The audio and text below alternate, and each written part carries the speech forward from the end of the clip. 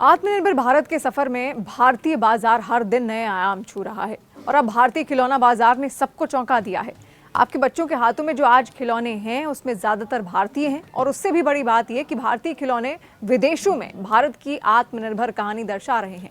भारतीय बाजारों में उपलब्ध खिलौनों की समग्र गुणवत्ता में सुधार पर प्रकाश डालते हुए एक स्टडी से पता चला है कि भारतीय खिलौना उद्योग ने वित्त वर्ष 2022-23 में वित्त वर्ष 15 की तुलना में आयात में 52% की गिरावट और निर्यात में 239% की वृद्धि देखी है। उद्योग और आंतरिक व्यापार संवर्धन विभाग यानी कि DPIIT के कहने पर भारतीय प्रबंध संस्थान IIM लखनऊ द्वारा आयोजित भारत में निर्मित खिलौनों की सफलता की कहानी पर एक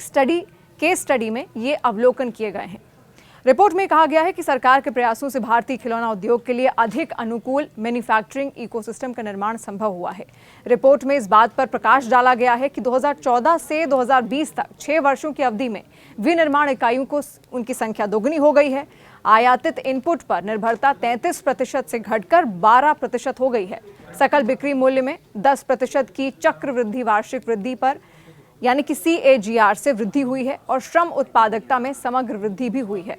रिपोर्ट में विश्लेषण किया गया है कि भारत वैश्विक खिलौना मूल्य श्रृंखला में देश के एकीकरण के साथ साथ संयुक्त अरब अमीरात यानी UAE और ऑस्ट्रेलिया सहित देशों में घरेलू रूप से निर्मित खिलौनों के लिए शून्य शुल्क बाजार यानी जीरो ड्यूटी मार्केट पहुंच के कारण एक विशेष निर्यातक देश के रूप में उभर रहा है।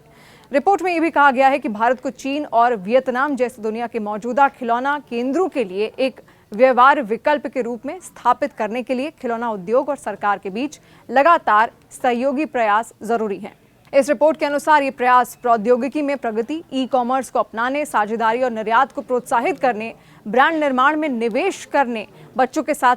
संवाद करने के लिए शिक्षकों और अभिभावकों को जोड़ने, सांस्कृतिक विविधता को महत्व देने और क्षेत्रीय कारीगरों के साथ सहयोग करने के लिए महत्वपूर्ण है।